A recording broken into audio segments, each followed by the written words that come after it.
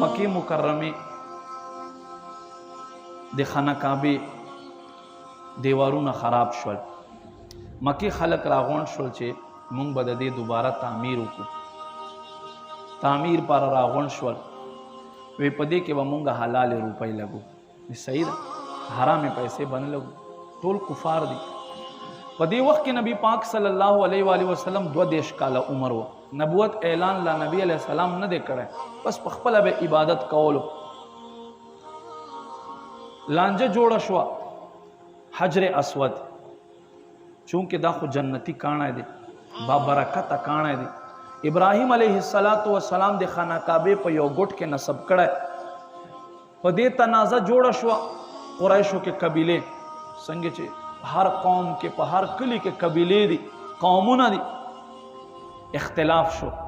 یو وای دا کاڼی چې دی د حجر اسود دا به خانه کعبه په دې دیوار کې مونږ ږدو، بل وای دا به مونږ ږدو، بل وای مونږ بږدو، تر دې پورې چې تورې سره راوباسلې او نږدې و چې دوی به قتل و غارت کړه.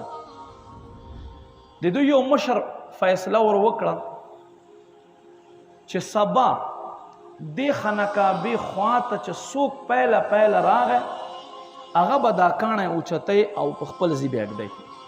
فیصله په دې وشو. توجه مو شته؟ ټولو توجه دی. ښه الله مو په ایمان ښایسته که. نو زما وروڼو په دې فیصله وشوه. اوس سحر ته انتظار دی، یو نه وده کېږي. خو چې کله سحر ټیم شو الله رب کریم په ټولو سترګو باندې خوب غالب کړو. محبوب ته وفرمایل محبوبه ورشه اول خانه کعبې خواته ته ودرېږه. چې دوی پسې راپاڅېدل الله محبوب خانه کعبې خواته تشریف فرماو. ټولو وکتلو وی محمد راغلی دی، دو خو مونږ سره جون تیر کړو صلی الله علیه و آله وسلم. دنه خو بل انصافدار سړی شته دی نه، دنه خو بل حقګور سړی شته دی نه، دنه خو بل امین سړی په مکه کې شته دی نه. ټولو په ده باندې اتفاق وکړی چې بس دای به دا کاڼی اوچتی او خانه کعبې په دې ګوټ کې به ږدوي. اوس قربان شمه مونږ خو هر ځای کې خپل ځان ته ګورو که نه چې یاره ما ته یو ځای کې یو مقام میلاو شو.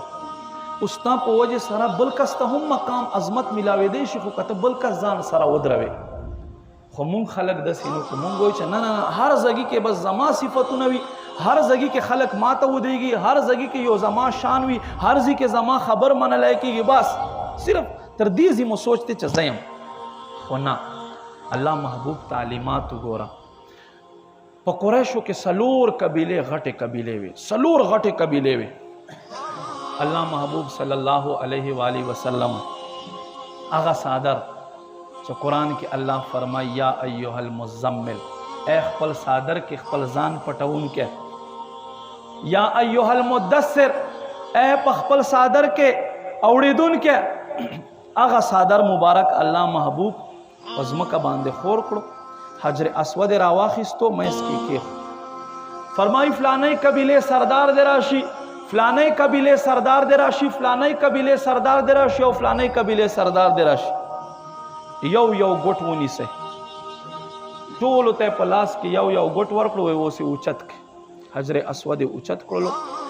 چې څه وخت یې خانه کعبې پورې راوړو نو الله محبوب صلی الله علیه و آله وسلم بیا واخیستلو او کې دا یو داسې کار الله محبوب وکړو چې خلک له جنگ نه بچ کړل او قبیلو په منځ کې کوم بغض او اناد راپورته کېدونکی او د دې کاڼي ښودلو په وجې سره حجر اسود یې ښودلو په وجې سره الله محبوب صلی الله علیه و آله وسلم په خپله هم اوچت کړو او د قبیلو سردارانو به چې کله را وغوښتل هغوی اوچت کړلو نو چاته هم اعتراض پاته نه شو، بلکې ټولو په ژبو باندې د نبي علیه السلام صفتونه شروع شو.